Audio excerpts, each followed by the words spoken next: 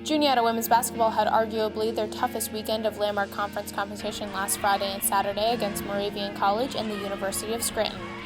Scranton Moravian is always a big weekend for us, no matter what the competition level is always high with them. We want to get another big win tomorrow because to stay undefeated in Landmark Conference it's a tough conference, so it's quite a feat. Juniata swept the weekend with a pair of hard-fought and crucial wins to improve to a perfect 7-0 record in the league. Moravian was up first Friday night, and the Eagles put the Greyhounds in the pound with a 77-55 win. The game was fairly close, with Juniata leading by just a few points, but with 5 minutes left in the first half, junior Alyssa Gordon stepped up in a big way for Juniata and made 2 consecutive jump shots to extend the Eagles' lead to 10 points with a score at 30-20. From there, a freshman Kelsey Lavati layup and a three-pointer combined with a pair of sophomore Jordan Heilman shots from three-point range launched Juniata to a 41-26 lead against the Greyhounds. The Eagles opened up the second half with an even more impressive scoring spree that lasted nearly 6.5 minutes. McDonald and Gordon combined for all 16 points of the spree to Moravian's 4.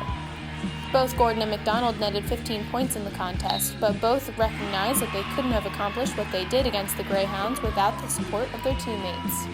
To be honest, I couldn't play the game without any of the players. Kate is a great player because we're both posts. I wouldn't be able to do half the stuff without Ashton. We all need each other to make a game like this happen. Heilman and senior Megan Rayville both drained 11 points, while Heilman chalked up 6 assists and 6 boards. Rayville went 3 of 8 from the field and shot a flawless 5 of 5 from the charity stripe. What's even more impressive about the Eagles' performance against the Greyhounds was the fact that Juniata out-rebounded Moravian 45-27. McDonald was Juniata's leading rebounder with 7, and she explained how crucial always getting the rebound is for Juniata. You don't want to give them any second chance opportunities, especially right by the basket, because that's a higher percentage shot. So we were just really focusing on boxing out and then releasing your girl to go up for the rebound. We really want team box outs. That's what we're focusing on in practice. So just as long as each person does their individual part, it just happens to fall in my hands sometimes. With one win on the weekend, Juniata had to refocus for the next task at hand, but the Eagles were up to the challenge, explains senior Ashton Bankos. We kind of go in every game thinking that, okay, yesterday was yesterday. Today's a new day, a new game, a new team.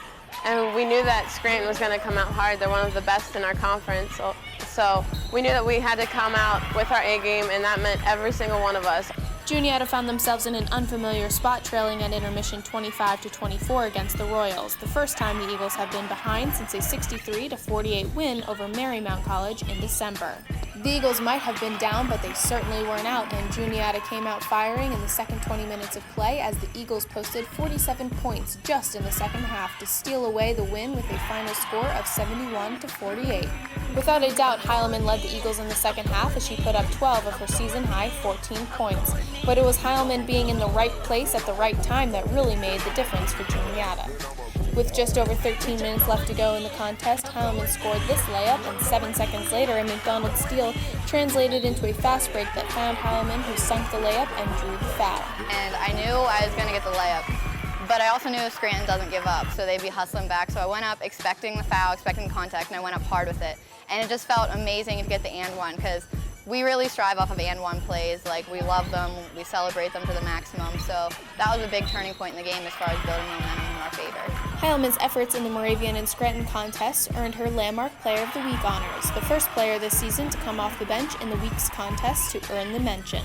Ashton Bankos led the team in points for the 9th time this season with 16, while Speck also made it into double digits with 10 points.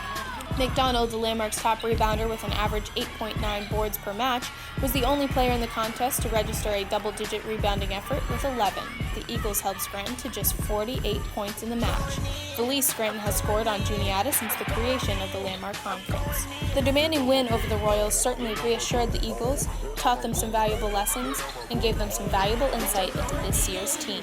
Just because we're down, it doesn't mean that it's over. And even if we're up, it doesn't mean that it's over.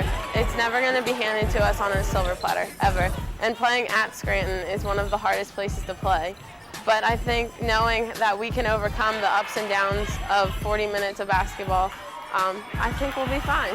We're not going to go away. I mean, Scranton could have easily thought we have them neck and neck at half, that they might be a little flustered because they haven't been in this situation much this year. And we just showed that even though we might be down, we're not out of it. We're going to come back and hit you right in the mouth again. It won't be long until Scranton and Moravian have a shot at some revenge on the Eagles, but first, Juniata will have to face Drew University and Merchant Marine next weekend in an effort to remain perfect in the league. For JuniataSports.net, I'm Kaylee McCool.